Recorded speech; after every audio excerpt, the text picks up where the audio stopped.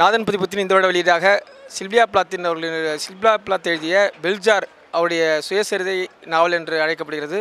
அந்த நாவலை விஜயபத்மா அவர்கள் மொழிபெயர்த்திருக்கிறார்கள். விஜயபத்மா ஏற்கனவே மணல் குன்று பெண், சீனத்து பெண், அப்புறம் இஸ்மத் சுக்தாய் போன்ற மிகச்சிறந்த மொழிபெயர்ப்புகளை பண்ணியவங்க.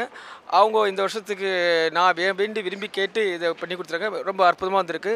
இந்த நாவல் இப்போ கொஞ்சம் அறிவுமதி அவர்கள் வெளியிட எழுத்தாளர் சாருநிதி அவர்கள் பெற்றுக்கொள்வார்கள்.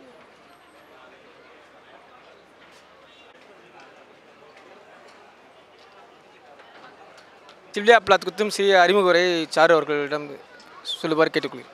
வணக்கம் நண்பர்களே. சில்வியா பிளாத்தின் பெல்ஜார் என்ற நாவல் தமிழில் விஜயபத்மா அவர்களால் மொழிபெயர்க்கப்பட்டிருக்கிறது.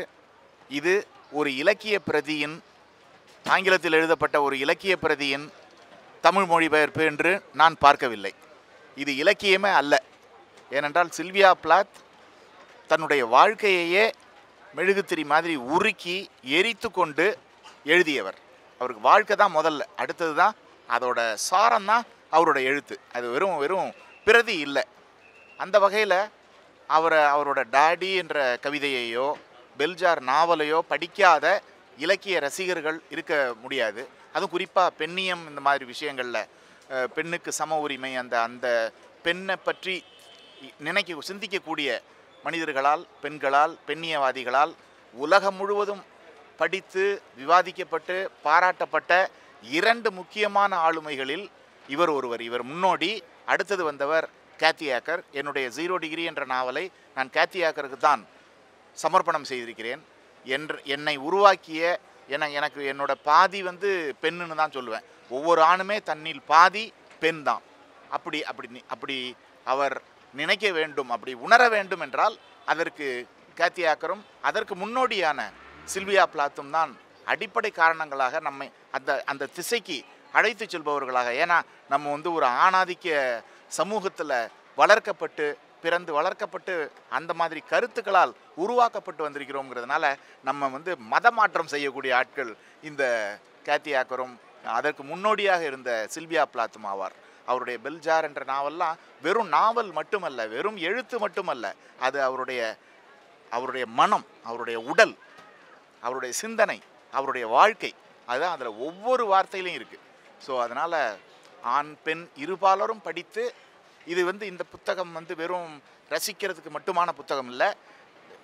சில்வியா பிளாத்தை படிக்கிறவங்களுக்கு ஒரு விஷயம் நல்லா தெரியும். சில்வியா பிளாத்தை படித்ததற்கு முன், சில்வியா பிளாத்தை படித்ததற்கு பின்.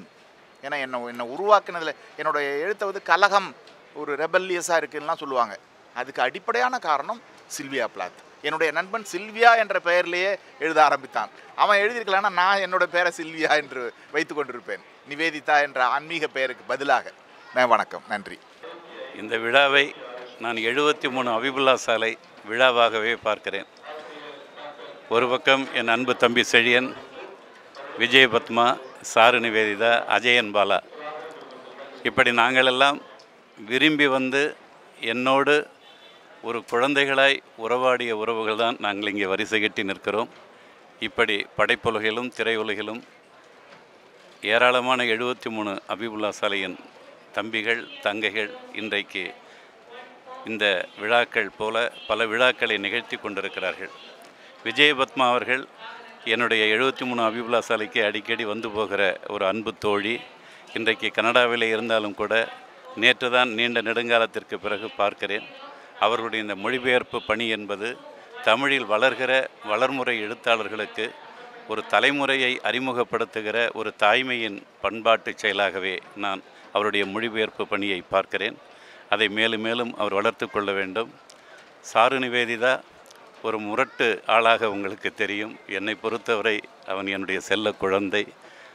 எவனும் ஒரு சமூகத்தின் மீது கோபம் வர வேண்டுமானால் அவன் குழந்தை மனதோடு உலகத்தை பார்த்தால்தான் அந்த ஆவேசத்தை அடைய முடியும் எழுத்தில்.